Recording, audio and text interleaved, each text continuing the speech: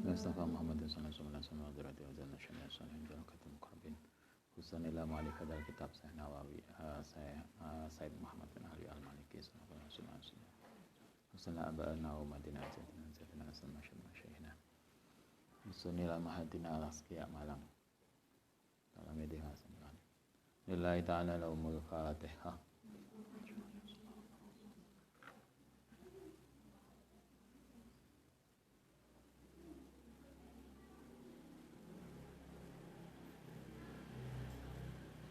Bismillahirrahmanirrahim. Halaman 170. Tahrimu nikahil mut'ati. Haramnya nikah mut'ah.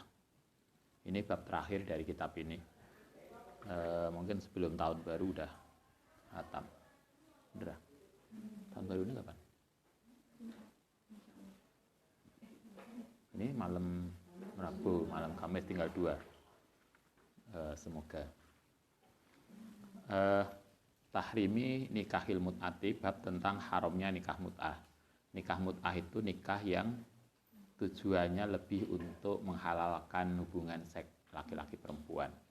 Jadi beda dengan nikah yang konsep nikah yang ada di dalam banyak fikih. Nikah itu adalah sebuah ikatan yang bertujuan untuk membangun keluarga dengan anak dan seterusnya. Tapi kalau nikah mut'ah itu tujuannya bukan untuk bangun keluarga, hanya untuk melegalkan hubungan seks laki-laki perempuan, sehingga dia nikah dalam batas waktu tertentu. Misalnya Anda semester 5, kemudian mulai dewasa, mulai punya kebutuhan, kemudian nikah dengan laki-laki. Nanti tidak untuk seterusnya, tetapi hanya ketika hanya di kampus saja, di Malang saja sampai wisuda. Selesai wisuda, selesai. Mulai DDW. Nah, itu nikah mut'ah. Naktubu menulis sapa ingsun, kata Said Maliki al-yauma indal ma'id ini, fi maudhu'i tahrimi kahil mut'ati, dalam tema haramnya nikah mut'ah. Lali kaunihi, ora krono onone nikah mut'ah iku amron muskilal hukmi, iku amron perkara muskilal hukmi kang sulit hukumnya. Nikah mut'ah adik, nikah mut'ah ini dicatat di sini bukan karena dia mendiskusikan hukum, karena hukumnya udah jelas. Au gharibal ilmi, atau karena ilmu yang langka. Bal huwa hukum masyhurun. Nikah mut'ah ini dicatat karena dia menjadi hukum yang sudah masyhur. Bayu jadulan ditemukan fi asghari kitab fiqih ing dalam kitab-kitab kecil. Di kitab-kitab kecil ada, karena nikah mut'ah itu nikah yang sudah cukup masyhur. Di kalangan Syiah, nikah mut'ah itu dianggap masih boleh, sementara kalau di Sunni tidak boleh. Itu beda. Walakin naktubu, tetapi ini mencatat sapa ingsun fi dalam ini roddan, dalam nikah mut'ah ini. Kenapa di akhir bab ini Said Maliki perlu menuliskan tentang nikah mut'ah? Roddan, untuk menolak alama ing atase barang nasyarathu kang menyebarkan hu ing nikah mut'ah sapa ba'dus suhufi, sebagian catatan, wal majalati lan majalah minta yidiro ibadilin, saking pendapat yang badil, sodaro yang muncul min ba'dil juhalai, saking sebagian orang bodoh. Dulu di Bandung, saya kira Anda pernah mengikuti seorang nikah mut'ah dulu pernah muncul cukup populer kalau nggak salah di Bandung. Jadi ada seorang mahasiswi yang di kalangan mahasiswa yang pagi nikah dengan si A, B nikah, nanti duhur cerai, kemudian asar nikah lagi dengan yang lain. Akhirnya itu terbongkar ketika pelaku itu kemudian kena penyakit kelamin. Jadi akhirnya kan kayak apa itu namanya, PSK. Karena pagi nikah dengan orang lain, melakukan hubungan seks, nanti duhur cerai, sorenya nikah lagi dengan yang lain, malamnya cerai, besok pindah ganti lagi. Itu dulu pernah muncul kasus itu. Dan itu kemudian terjadi di kalangan mahasiswa. Artinya itu kasusnya ada di kalangan mahasiswa yang kemudian ada orang yang kemudian menyalahgunakan nikah mut'ah itu. Yad'u mengaku liibahati nikatil mut'ahati, bolehnya nikah mut'ah. Ada sebagian orang yang membolehkan nikah mut'ah. Badalun sebagai ganti badalan li'adati bigha'i rasmi, untuk melakukan pelacuran resmi. Alladzi yutalibu, yang menginginkan bi kelan ma apa sapa ba'dul mufsidin, sebagian orang-orang yang rusak. Bahkan apa hadar ra'yu, pendapat ini ku al fasidu kang rusak tadi ku horkon, merusak, membakar di ijma'i maring ijma'. Wadiatan lan mengaku libahatil muharrami, maring membolehkan sesuatu yang haram. Wa tasawuran lan menutupi al-ahkami dini, ngatasi hukum-hukum agama. Wa tibaan lan mengikuti liman suhil hukmi, maring hukum yang sudah dimansuh. Mengikuti hukum yang dimansuh karena dulu kalau kita belajar belajar fikih, nikah mut'ah itu dulu pernah dibolehkan. Pada masa Nabi pernah dibolehkan awal-awal Islam. Kemudian setelah itu dilarang. Nah, sebagian orang menganggap itu masih boleh. Nah, sementara di dalam tradisi Sunni itu mengikuti bahwa itu sudah dilarang. Sehingga akhirnya hukumnya tidak boleh. Wa ta'idan lan mengikuti li aqwali syadati, maring pendapat yang sat itu pejabat yang jarang. Alladzi roja'a, yang aneh, alladzi roja'a, yang meninggalkan anha saking aqwal syad sapa ashabua, para pemegang pendapat itu. Walayuk tamadu lan ora digawe berpegangan apa ale ngatasi aqwal, walayuk nabiha lan tidak dianggap apa biya kelawan aqwal syad. Artinya sekali lagi, kenapa kemudian di masyarakat Islam ada yang membolehkan, ada tidak? Karena dulu memang pernah boleh di awal Islam. Kemudian Nabi melarang, kalau di dalam banyak literatur, Nabi itu melarang nikah mut'ah pada setelah perang Khaybar. Perang Khaybar itu tahun ke-7 atau 8 Hijriah. 7 Hijriah berarti. 7 Hijriah, setelah itu kan, setelah perang Khaybar itu Sayyidina Ali nikah dengan Sayyidah Fatimah. Kemudian punya putra, ada Hasan, Husain, kemudian ada Zainab. Anda bisa bayangkan, berarti nikah Sayyidina Ali itu tahun ke-8 Hijriah. Nabi wafat tahun ke-11 Hijriah. Berarti 2 tahun, putranya loro. Berarti setiap tahun, itu luar biasa toh. Itulah kenapa kemudian, kenapa Nabi itu sering ngomong cucunya, karena cucunya yang tercel tadi. Tahun ke-8 Hijriah nikah, kemudian sering digendong Nabi, kan banyak tuh hadis di mana Sayyidina Hasan dan Husain kadang ikut jamaah. Kayak kita yang kecil ikut jamaah, kadang Sayyidina Hasan atau Husain itu pas Nabi sujud, kemudian numpai ning punggungnya Nabi, sehingga Nabi itu sujudnya suwe banget. Karena nggak iso bangun, karena ditumpai cucunya. Itu hanya waktu 3 tahun. 3 tahun udah luar biasa.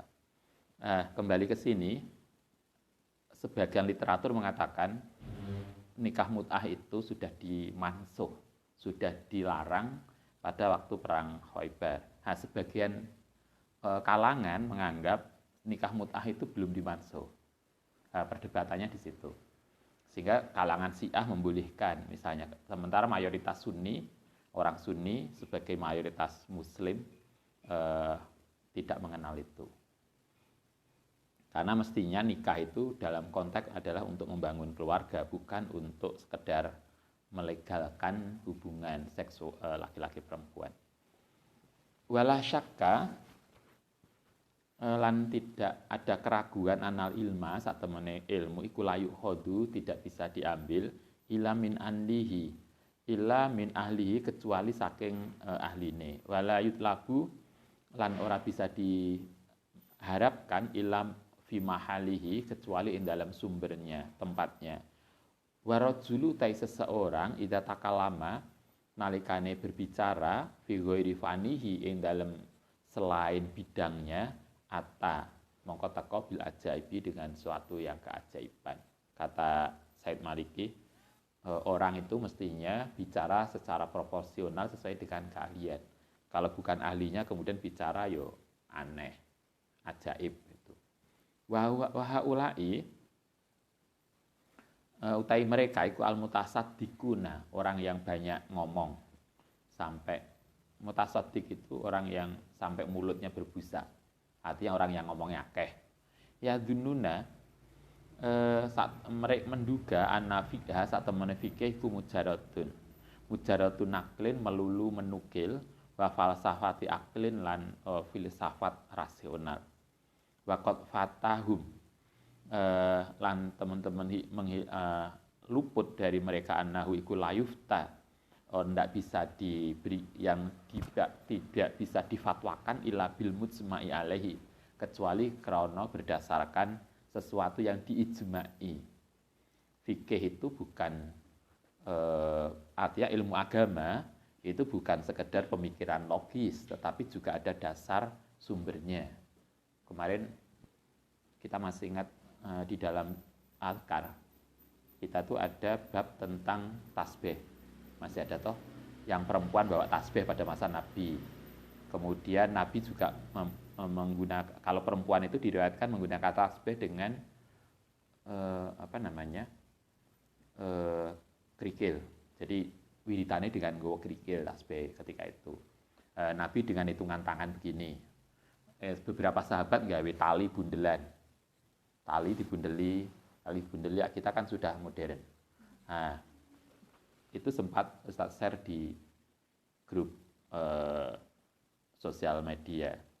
Kemudian ada tanggapan yang menjadi begini tanggapannya.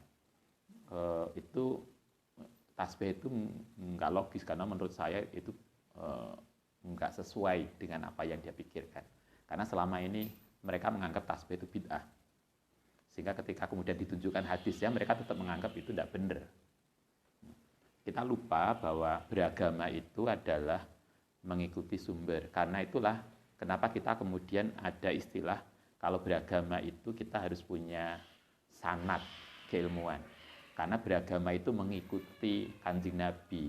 Dan Kanjeng Nabi itulah yang kita ikuti sesuai dengan sanad, bukan karena logika. Bahwa ada unsur logika, bisa dipikirkan secara logis itu benar. Tapi kita juga harus paham, agama itu bukan sesuai dengan pendapat kita, tetapi sesuai dengan sumbernya. Anau la yufta illa bi mujma'i alaihi au qauli rajihi atau berdasarkan pendapat yang unggul al muayyadi al mu'tamadi yang kuat dan dijadikan pegangan. Mu'tamad itu pendapat yang dijadikan pegangan. Wala yahfa lan tidak ada sesuatu yang samar an-nazani saat temen orang yang berzina al-asi yang bermaksiat iku yaklamu ngerti anna zina saat temennya zina itu muharamun. Zina itu haram. Di dalam Sunni nikah mut'ah itu dianggap tidak sah karena dasarnya Nabi pernah melarang itu. Sehingga karena tidak sah ketika syarat rukunnya nikah itu tidak sah maka berarti kan jadi zina. Mereka sadar zina itu enggak benar. Wa ma'adzalika lan sartane iku layat rukuhu tetapi mereka tidak meninggalkan zina. Likaunhi iku asira sahwatihi karena mereka tertawan oleh karena terdorong oleh syahwatnya sumakot yandamu. Terkadang sebagian kemudian menyesal wa yatubu lan taubat. Wa aqalul amri sebagian yang paling sedikit anai ayasyura yang sadar binaksi nafsihi kelawan kurangi dirinya anrut batit to'iin dalam tingkatan orang-orang yang taat. Amaladhi anapun tai sesuatu ya midu yang berpegang ila istighlal muharrami maring halalnya sesuatu yang diharamkan bisubhatin kelawan alasan subhat wahiyatin artinya sesuatu yang samar wa hukmil mansuhin lan kelawan hukum yang mansuh wa ra'yin mardudin lan pendapat yang tertolak artinya kalau ada orang yang kemudian menghalalkan yang haram dalam konteks ini adalah nikah mut'ah, sesungguhnya dasarnya itu tidak kuat. Kalau di sini dikatakan bisubhatin, dasarnya itu subhat. Artinya subhat itu belum jelas. Sehingga kalau ada pendapat yang mengatakan nikah mut'ah itu halal, maka sebetulnya mereka bisa mengajukan banyak argumen. Tapi yang pasti argumennya itu subhat, tidak jelas. Satu, kalaupun kemudian mereka mengajukan hadis, atau alasan yang lain, sesungguhnya hadis itu sudah dimansuh, artinya sudah sudah direvisi. Koyok Anda masih ingat ada ziarah kubur. Ziarah kubur itu dulu dilarang, tapi kemudian Nabi membolehkan, sehingga ada hadis dalam hadis sahih mengatakan nahaitukum an ziaratil kubur. Dulu saya pernah melarang kamu ziarah kubur, tapi sekarang fazuruha, sekarang ziarahlah. Nah, sebagian masih berpegang nahaitukum. Nah, sementara Nabi sudah mengatakan fazuruha. Soal nikah, dulu nikah mut'ah itu boleh pada awal Islam, tapi Nabi kemudian pada perang Khaibar melarang. Nah, kita mayoritas ulama berpegang pada hadis yang baru, yang sudah melarang. Tapi sebagian masih berpegangan pada ini, belum bisa move on. Itu kan ada toh yang dia masih berpegang pada aturan yang klasik. Fahada mongko utai iki walasaka tidak ada keraguan ismun. Fahada utai ini nikah mut'ah iku ismun dosa asadu yang lebih banget apane khotoron. Sesuatu yang enggak baik. Wa adzamu lan luwih agung apane dororon bahayane. Li'aunau lam yara. Karena mereka tidak melihat nafsu ing dirinya itakabeh ing lakukan muharraman, ing sesuatu yang diharamkan hatta yalja'a, sehingga dia bisa minta tolong atau sadar ila taubati maring taubat. Wa adzamul ismi utai agunge dosa ala man kowe ngatasé wong fataha yang membuka bab syarri ing pintu keburukan wa anahu lan menolong maring babul syarri biroin mardudin berdasarkan pendapat yang tertolak mansuhin yang telah dimansuh. Nah, karena itu kemudian karena nikah mut'ah itu adalah nikah yang sudah dimansuh sehingga hukumnya haram, maka sungguh adalah kejahatan yang luar biasa bagi orang yang kemudian tetap menyebarkan dan kemudian mendakwahkan bahwa nikah mut'ah itu boleh. Itu kan berarti ngejak kepada sesuatu yang luar biasa terlarang. Anda bisa bayangkan kalau nikah mut'ah, yang nikah itu tujuannya bukan untuk membangun keluarga, tapi hanya untuk melegalkan hubungan seks laki-laki perempuan. Kemudian kita mengatakan bahwa itu boleh, bahkan kemudian menganjurkan. Itu jadi apa kemudian? Yang dulu pernah kasus di Jawa Barat itu mahasiswa. Kasusnya terjadi di sebagian mahasiswa yang kemudian sampai muncul, dan itu konangan itu apa? Ditemukan setelah ada salah seorang peserta itu periksa ke dokter dan kemudian ternyata kena penyakit kelamin karena gonta-ganti pasangan dengan alasan nikah mut'ah itu boleh. Itu luar biasa. Karena itu di sini dikatakan sungguh sebuah kejahatan. Kita gak ngelakoni tapi ngokon orang ngelakoni dengan anggapan bahwa itu boleh. Inna hadza adoma haddusin. Inna hadza saat temen ini kasus nikah mut'ah iku adomu haddasin, sesuatu yang baru yang luar biasa fitdini dalam agama. Ini adalah perilaku yang aneh di dalam agama. Wa ma asbahu bi izalati hadisin. Kamalan barang asbahu kang nyerupai hu ing ma bi izalati hadisin bihadasin dengan sesuatu yang baru. Babak tu fa inna nikahal mut'ati mongko sak temene nikah mut'ah wa iku nikahu nikah ila ajalin maring waktu tertentu. Nikah mut'ah itu adalah nikah yang dilakukan untuk waktu tertentu. Karena tujuannya bukan untuk bangun keluarga, tapi tujuannya adalah untuk melegalkan hubungan seks laki-laki perempuan. Jadi tadi bisa sehari, bisa sebulan, bisa 1 semester. Atau kalau dulu pernah ada di Jogja itu, ada adik kelas pas kuliah S1, mereka nikah, sak rumah dan seterusnya. Begitu wisuda pisah. Sing lanang mulai ning omahe dhewe, sing wedok ya mulai. Selesai sudah. Hubungannya udah selesai. Karena nikahnya hanya begitu, yo gak ono catatane. Itu kan coba Anda bisa bayangkan yang rugi siapa? Perempuan. Statusnya janda enggak, perawan enggak. Disebut perawan juga enggak karena dia sudah pernah menikah. Disebut janda juga enggak karena enggak punya surat janda. Surat nikah juga enggak. Itu kan apa kuwi jadinya gak karu-karuan. Ila ajalin maring waktu tertentu. Wakot takaroro lan telah berulang-ulang fiha ing dalam kasus ini nikah mut'ah tadi apa nasah merevisi minasyari'i saking syari dari Kanjeng Nabi baina tahrimi tarotan ing dalam haram suatu ketika wa ibahatin lan boleh ukhra pada sesi yang lain. Summa istaqara.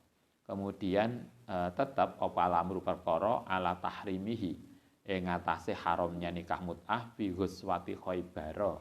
Ing dalam perang Khaibar. Nikah mut'ah itu berulang-ulang boleh, pernah dibolehkan tapi kemudian pernah diralat oleh Kanjeng Nabi dilarang. Dan terakhir dilarang pada waktu perang Khaibar. Perang Khaibar tahun ke-7 Hijriah. Wahwa utai nikah mut'ah iku idal masaili, yaitu salah satu persoalan alladzi takarrara yang berulang-ulang fiha ing dalam masail opan nashu menasakh minasyari'i saking Kanjeng Nabi katahrimil khamri kaya harume khamr. Khamr itu kan awalnya kan boleh toh, kemudian mulai dilarang, terakhir dilarang. Wa aklil humil khamri himar wa akli luhumil humuri lan makan daginge himar itu apa? Kuda. Al ahliyati yang piaraan. Makan himar, daging himar peliharaan. Padahal di daerah tertentu ada toh sate kuda. Itu kuda ini sapa yang dibeleh.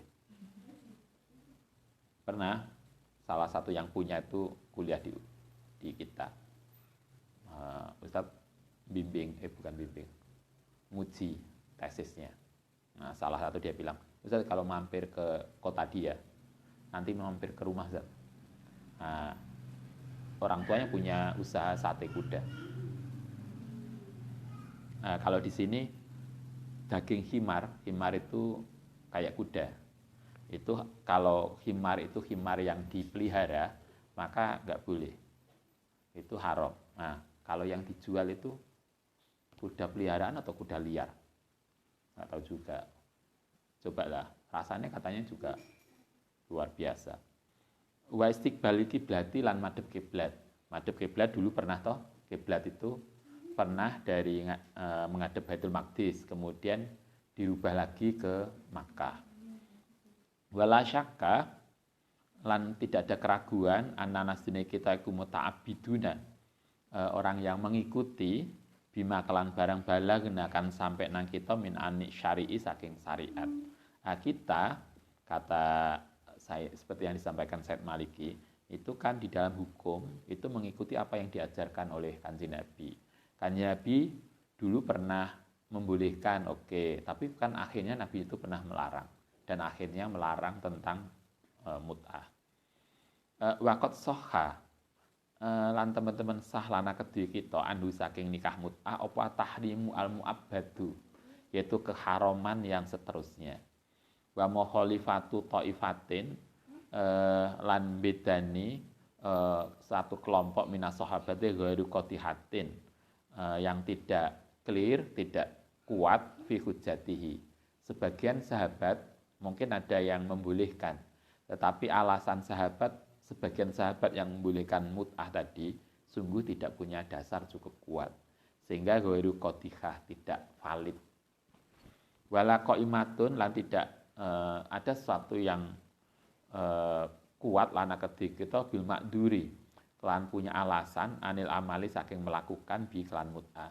Bagi kita yang di Sunni tidak ada alasan yang cukup kuat yang membolehkan nikah mut'ah, sehingga alasan yang paling kuat justru adalah melarang mut'ah. Karena itulah mayoritas ulama Sunni itu memberikan hukum nikah mut'ah itu tidak sah, yaitu nikah yang hanya dilakukan untuk sementara waktu, tujuannya hanya untuk menghalalkan hubungan seks saja.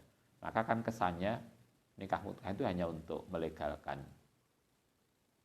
seks bebas. Itu kan beda banget dengan prinsip nikah. Yang nikah itu mestinya adalah untuk membangun keluarga. Kaifa, bagaimana wal jumhur minas sahabati qad hafidhu njogo at-tahrima ing bagaimana mungkin para sahabat itu melegalkan sesuatu yang haram. Kenyataannya sahabat tidak melakukan setelah itu.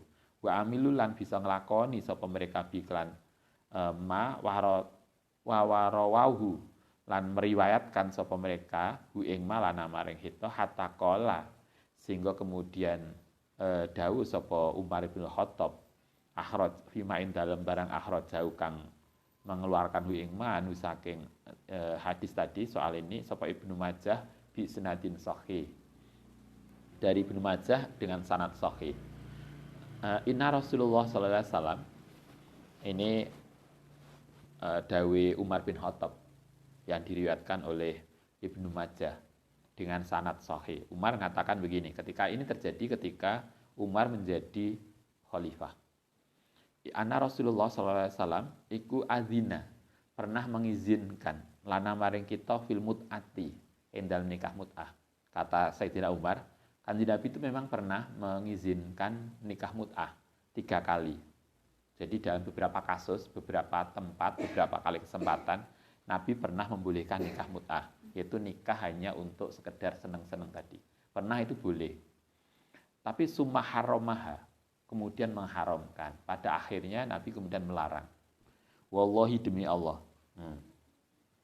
Akhirnya Umar bersumpah, la a'lamu tidak ngerti sapa ingsun ahadan ing seseorang tamna'u kang melakukan mut'ah wa wa halil taiman iku muhsanun, orang yang sudah nikah, ilaro jamtuhu, kecuali bakal merajam apa? Menghukum rajam sapa ingsun ing ma bil ingman bil hijarati, dengan batu. Pada masa Umar memastikan kalau ada orang yang berani melakukan nikah mut'ah, kalau dia sudah berkeluarga, maka nikah mut'ahnya dianggap tidak sah, sehingga dia akan dianggap zina. Karena dianggap zina, maka dia akan dihukum rajam sampai mati. Itu menunjukkan bahwa sepengetahuan Umar, Nabi melarang. Karena itulah Umar kemudian memberikan hukum rajam bagi pelaku mut'ah.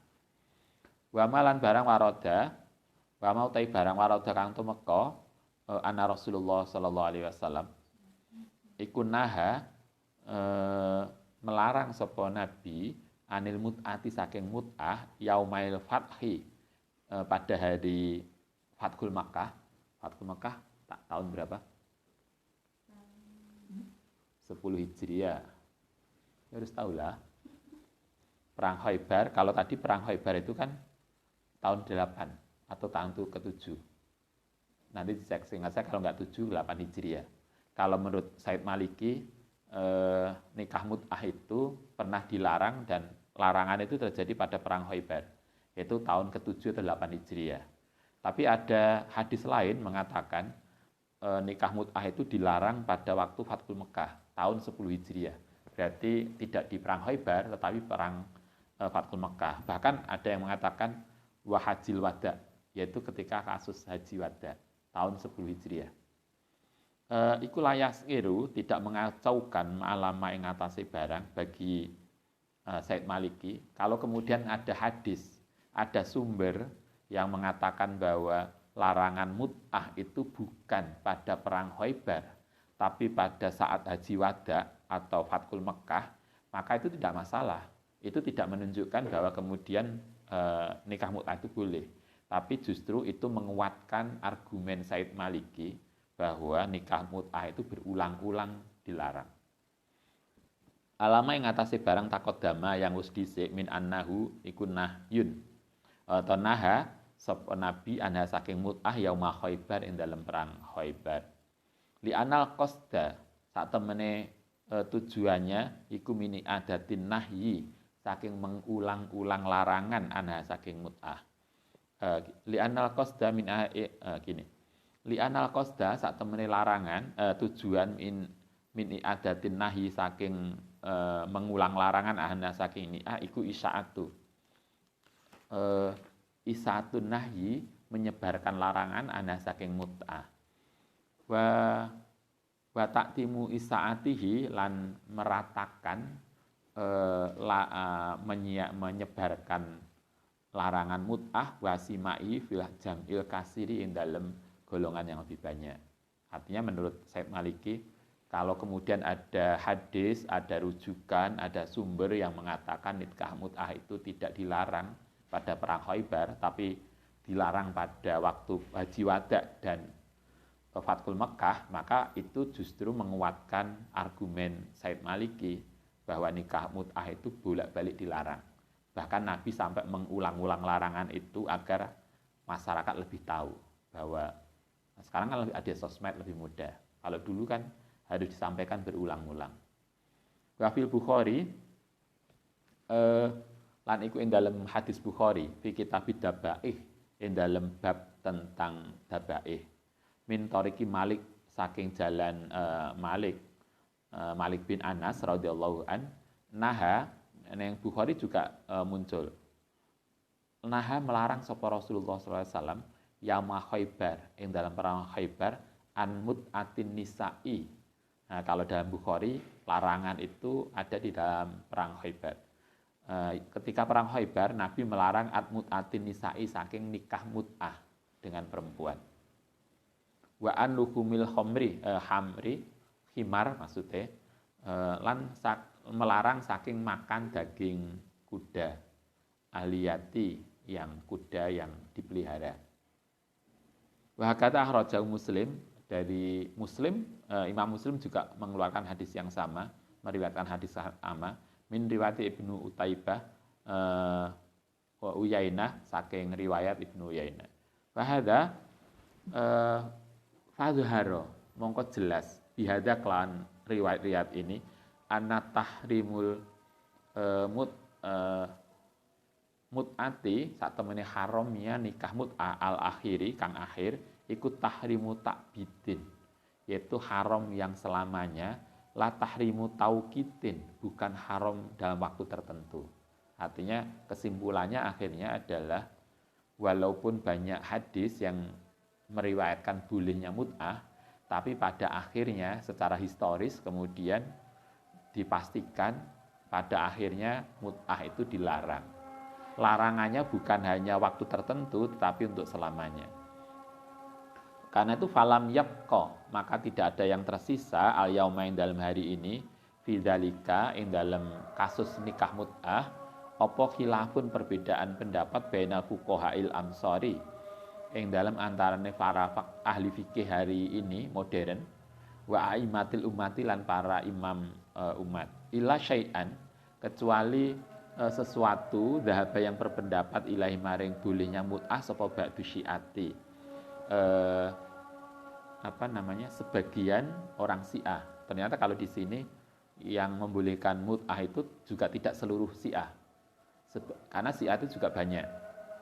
Kalau kita belajar Syiah itu kan ada Syiah Zaidiyah, ada Syiah Imamiyah, ada Syiah macam-macam.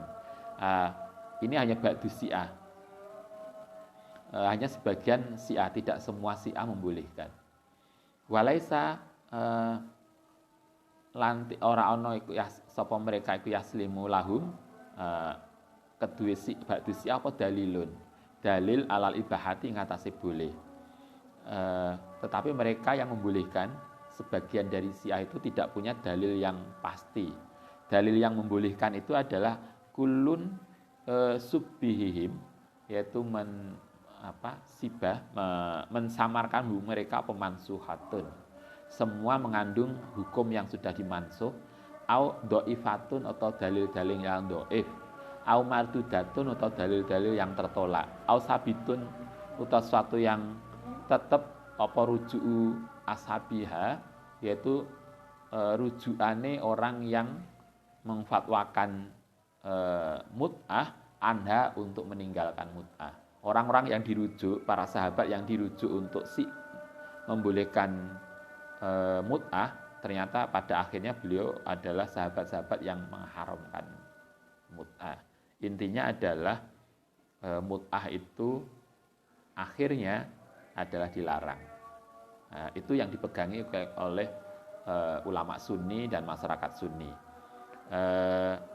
Sebagian Syiah ada kalangan Syiah tertentu yang membolehkan, tetapi dasarnya kemudian dipastikan itu tidak valid.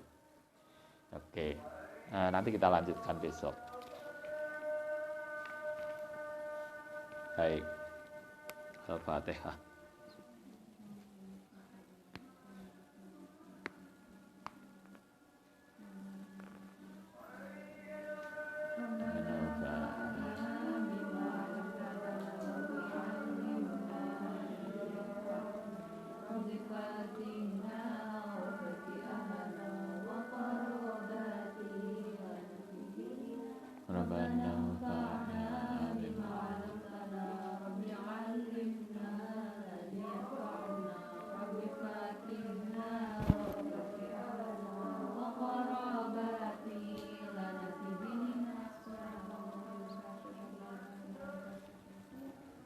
Assalamualaikum warahmatullahi wabarakatuh.